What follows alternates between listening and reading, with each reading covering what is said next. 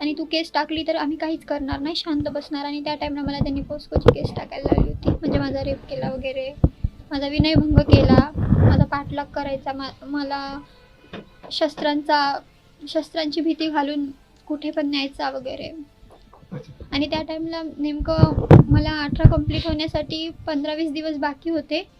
आणि मी बोलले की मला केस नाही टाकायची, तरी त्यांनी मला जबरदस्ती केस टाकू घातली. मग काही दिवसांनी जेव्हा माझा 18 कंप्लीट झालं, तेव्हा मी एकटी कोर्टात 6 जाऊन महिन्यापूर्वी नांदेडच्या एका धक्कादायक घटनेने अख्खा महाराष्ट्र हादरला होता.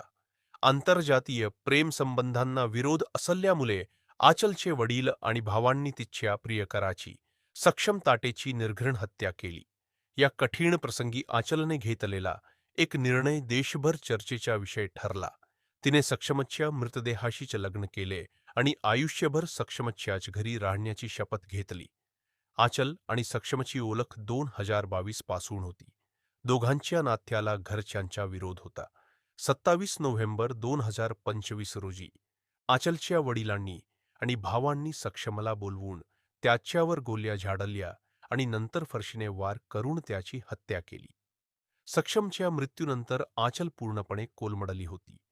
तिने त्याच्या मृतदेहासमोरच हळद लावून मंगलसूत्र घालून त्याच्याशी लग्न केले. हा व्हिडिओ सोशल मीडियावर व्हायरल झाला होता आणि तिच्या या धाडसी पाऊलाचे अनेकांनी कौतुक केले होते.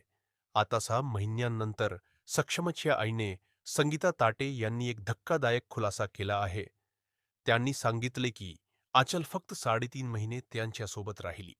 एक दिवस आजीची तब्येत खराब असल्याचे सांगून ती माहेरी गेली, पण त्यानंतर ती परत आलीच नाही. 21 मार्च रोजी सक्षमच्या वडिलांचेही निधन झाले, तरीही आचल परतली नाही.